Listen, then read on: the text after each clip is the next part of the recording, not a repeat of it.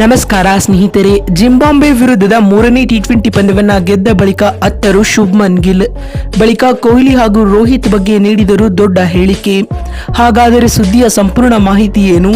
ಅಷ್ಟಕ್ಕೂ ಮೂರನೇ ಟಿ20 ಪಂದ್ಯವನ್ನ ಗೆದ್ದ ಬಳಿಕ ಶುಭ್ಮನ್ ಗಿಲ್ ಹೇಳಿದ್ದೇನು ಗೊತ್ತಾ? ಹೀಗೆ ಇದರೆಲ್ಲದರ ಬಗ್ಗೆ ಇವತ್ತಿನ ಈ ಒಂದು ವಿಡಿಯೋದಲ್ಲಿ ತಿಳಿಸ್ಕೊಡ್ತಾ ಹೋಗ್ತೀನಿ.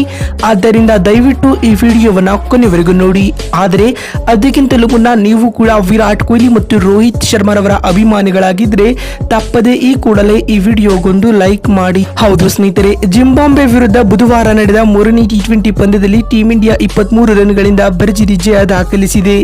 ಈ ಪಂದ್ಯದಲ್ಲಿ ಟಾಸ್ ಗೆದ್ದು ಮೊದಲು ಬ್ಯಾಟಿಂಗ್ ಮಾಡಿದ ಭಾರತ ತಂಡವು ನಿಗದಿತ 20 ಓವರ್ಗಳಲ್ಲಿ 4 ವಿಕೆಟ್ ಕಳೆದುಕೊಂಡು 182 ರನ್ ಗಳಿಸಿತು.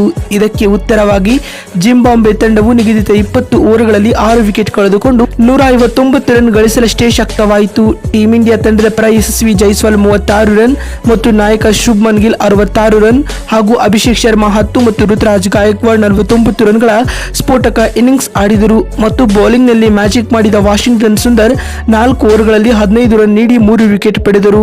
ಈ ಪಂದ್ಯದ ಗೆಲುವಿನೊಂದಿಗೆ ಟೀಂ ಇಂಡಿಯಾವು ಅಂತಾರಾಷ್ಟ್ರೀಯ ಟಿ20ಯಲ್ಲಿ ಇತಿಹಾಸ ಕೂಡ ನಿರ್ಮಿಸಿದೆ. ಹೌದು, ಜಿಂಬಾಬ್ವೆ ವಿರುದ್ಧ ಮೂರನೇ ಟಿ20 ಪಂದ್ಯವನ್ನ ಗೆಲ್ಲುವ ಮೂಲಕ ಭಾರತ ತಂಡವು ಅಂತಾರಾಷ್ಟ್ರೀಯ ಟಿ20ಯಲ್ಲಿ 150 ಪಂದ್ಯಗಳನ್ನು ಗೆದ್ದ ವಿಶ್ವದ ಮೊದಲ ತಂಡ ಎಂಬ ಹೆಗ್ಗಳಿಕೆಗೆ ಪಾತ್ರವಾಗಿದೆ. ಭಾರತ ತಂಡ ಇದುವರೆಗೂ 230 ಟಿ20 ಪಂದ್ಯಗಳನ್ನು ಆಡಿದ್ದು ಇದರಲ್ಲಿ 150 ಗೆಲುವು ದಾಖಲಿಸಿದೆ ಸ್ನೇಹಿತರೆ. ಇದಲ್ಲದೆ ಅಂತಾರಾಷ್ಟ್ರೀಯ ಟಿ20 ಪಂದ್ಯಗಳಲ್ಲಿ ಸತತವಾಗಿ ಅತಿ ಹೆಚ್ಚು ಪಂದ್ಯಗಳನ್ನ ಗೆದ್ದ ತಂಡಗಳ ಪಟ್ಟಿಯಲ್ಲಿ ಭಾರತ ತಂಡ ಜಂಟಿಯಾಗಿ 3ನೇ ಸ್ಥಾನದಲ್ಲಿದೆ. ಭಾರತ ತಂಡ ಸತತ 12 ಪಂದ್ಯಗಳನ್ನ ಗೆದ್ದು ಇತಿಹಾಸ ನಿರ್ಮಿಸಿತ್ತು ಸ್ನೇಹಿತರೆ. ಮತ್ತು ಇದೀಗ ಜಿಂಬಾಬ್ವೆ ವಿರುದ್ಧ ನಡೆದ ಮೂರನೇ ಟಿ20 ಪಂದ್ಯವನ್ನ ಭಾರತ ಗೆದ್ದ ಬಳಿಕ ಮಾತನಾಡಿದ ಶುಭ್ಮನ್ ಗಿಲ್ ರವರು ಭಾವುಕರಾಗಿ ಈ ರೀತಿಯಾಗಿ ಹೇಳಿದ್ದಾರೆ. ನಾವು ಕಳೆದ 2 ಪಂದ್ಯಗಳಲ್ಲಿಯೂ ಉತ್ತಮವಾದ ಆಟವನ್ನು ಆಡುವ ಮೂಲಕ ಭರ್ಜರಿಯಾದ ಕಮ್ ಬ್ಯಾಕ್ ಮಾಡಿದ್ದೇವೆ. ನಮ್ಮ ಈ ಯುವ ಪಡೆಯು ಪ್ರತಿ ಪಂದ್ಯದಲ್ಲಿಯೂ ಗಮನಾರ್ಹದ ಪ್ರದರ್ಶನವನ್ನ ನೀಡುತ್ತಿದೆ ಮತ್ತು ಇಂದಿನ ಪಂದ್ಯದಲ್ಲಿ ರುತುರಾಜ್ ಗಾಯಕ್ವಾಡ್ ರವರು ಲೋವರ್ ಆರ್ಡರ್ ನಲ್ಲಿ ಬ್ಯಾಟಿಂಗ್ಗೆ ಬಂದು ಉತ್ತಮವಾದ ಇನ್ನಿಂಗ್ಸ್ ಕಟ್ಟಿದ್ದಾರೆ ಮತ್ತು ನಾನು ಒಬ್ಬ ಆಟಗಾರನಾಗಿಯೂ ಹಾಗೂ ನಾಯಕನಾಗಿಯೂ ಕಳೆದ 2 ಪಂದ್ಯಗಳಲ್ಲಿಯೂ ಯಶಸ್ವಿಯಾಗಿದ್ದೇನೆ ಎಂದು ಭಾವುಕರಾಗಿ ಶುಭ್ಮನ್ ಗಿಲ್ ತಿಳಿಸಿದ್ದಾರೆ ಸ್ನೇಹಿತರೆ. ಮತ್ತು ಮಾತು ಮುಂದುವರಿಸಿದ ಗಿಲ್ ರವರು ಕೊಹ್ಲಿ ಹಾಗೂ ರೋಹಿತ್ ರವರು ಟಿ20 ಕ್ರಿಕೆಟ್ ನಿಂದ ವಿದಾಯ ತೆಗೆದುಕೊಂಡಿದ್ದಾರೆ.